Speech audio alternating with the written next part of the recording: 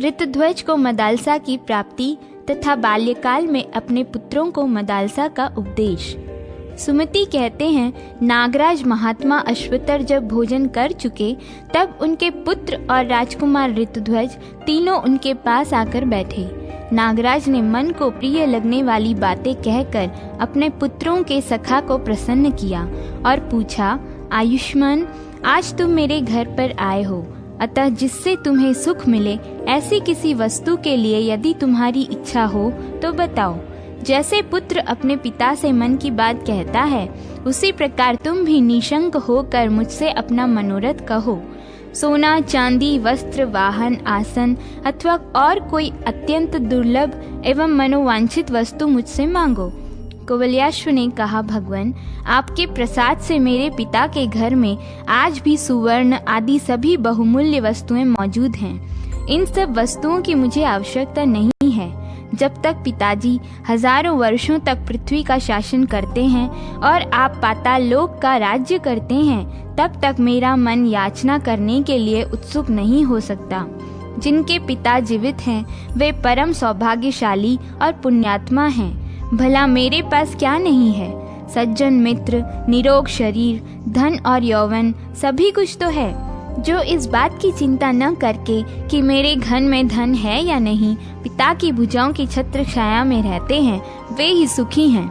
जो लोग बचपन से ही पितृहीन होकर कुटुंब का भार वहन करते हैं, उनका सुख भोग छिन जाने के कारण मैं तो यही समझता हूँ कि विधाता ने उन्हें सौभाग्य से वंचित कर रखा है।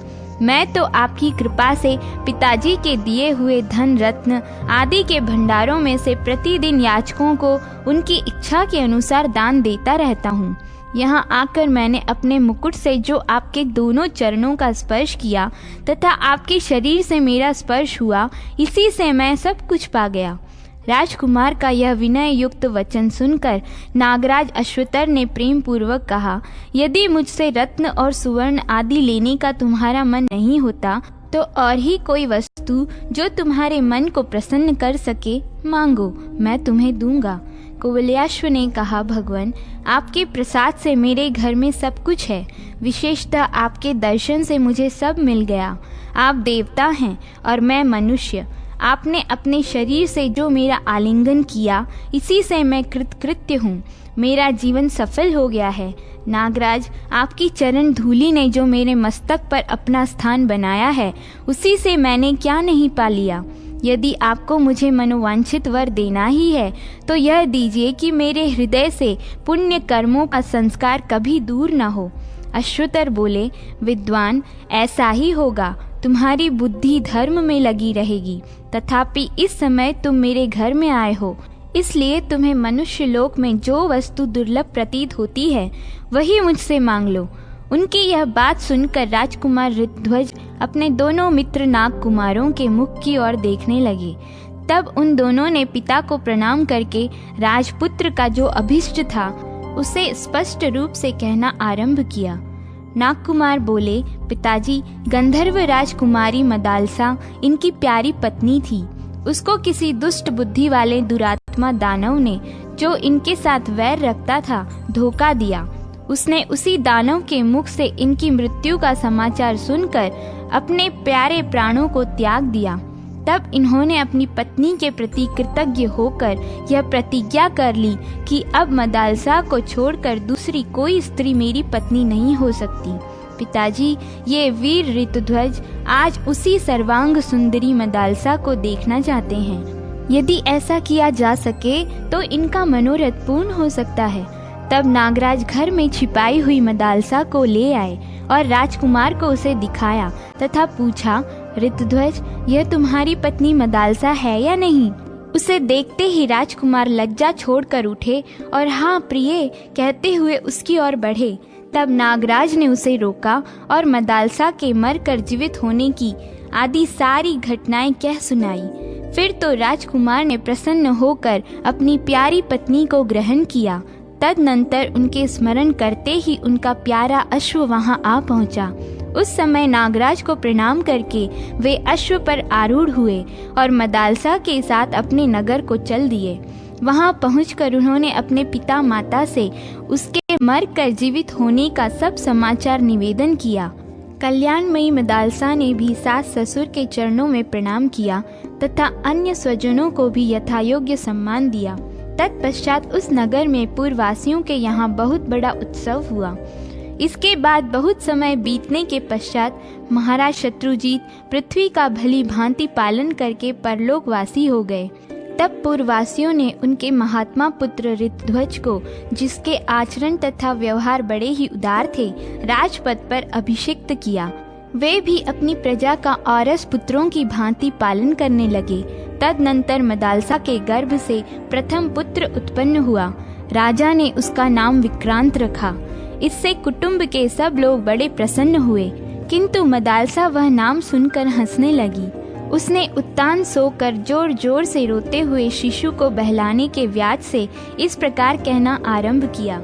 हे तात, तू तो शुद्ध आत्मा है, तेरा कोई नाम नहीं है। यह कल्पित नाम तो तुझे अभी मिला है। यह शरीर भी 5 भूतों का बना हुआ है। न यह तेरा है, न तू इसका है, फिर किस लिए रो रहा है? अथवा तू नहीं रोता है, यह शब्द तो राजकुमार के पास पहुंचकर अपने आप ही प्रकट होता है।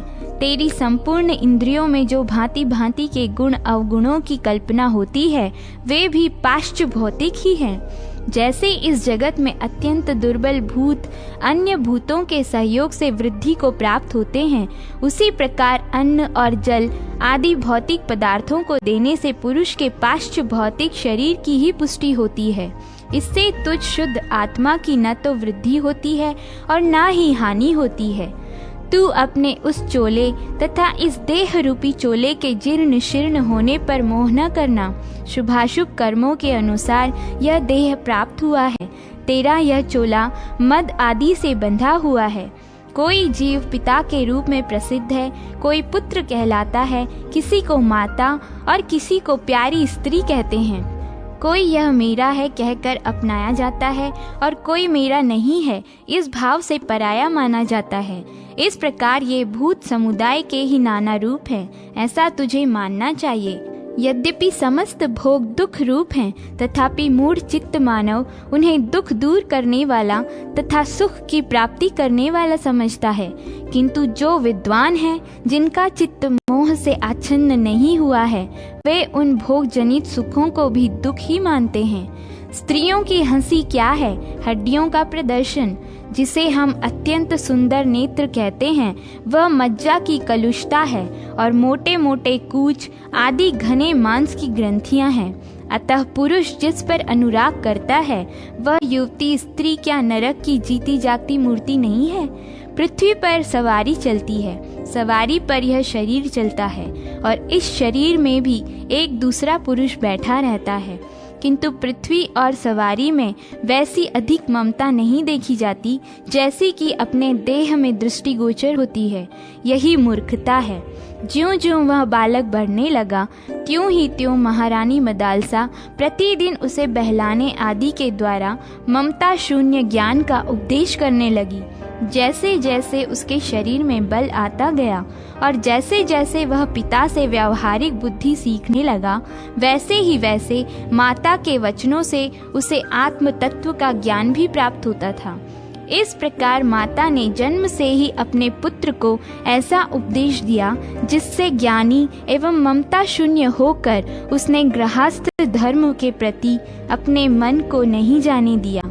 इस प्रकार जब मदालसा के गर्भ से दूसरा पुत्र उत्पन्न हुआ, तब पिता ने उसका नाम सुबाहु रखा। इस पर भी मदालसा हंसने लगी। उस बालक को भी वह पहले की ही भांति बहलाते बहलाते बचपन से ही ऐसा उपदेश देने लगी जिससे वह परम बुद्धिमान ज्ञानी हो गया।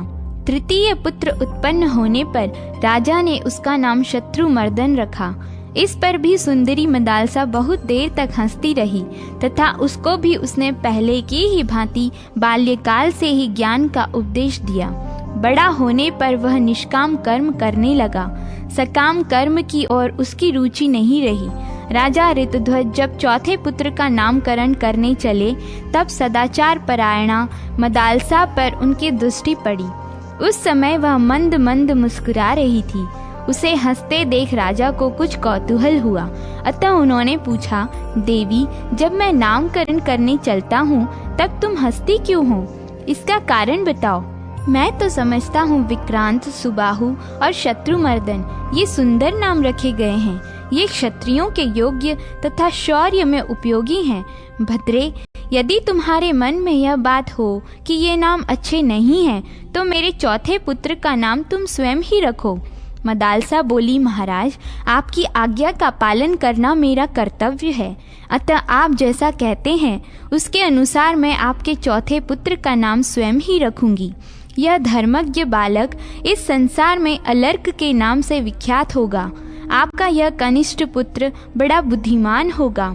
माता के द्वारा रखे गए अलर्क इस असंबद्ध नाम को सुनकर राजा ठठहा कर हंस पड़े और इस प्रकार बोले, शुभे, तुमने मेरे पुत्र का जो यह अलर्क नाम रखा है उसका क्या कारण है? ऐसा असंबद्ध नाम क्यों रखा? इसका क्या अर्थ है? मदालसा ने कहा, महाराज, यह तो व्यावहारिक कल्पना है। लौकिक व्यवहार चलाने के लिए कोई सा नाम रख लिया जाता है, इससे पुरुष का कुछ भी संबंध नहीं है। आपने भी जो नाम रखे हैं वे भी निरर्थक ही हैं। कैसे? सो बतलाती हूँ, सुनिए। ज्ञानी लोग पुरुष को व्यापक बतलाते हैं।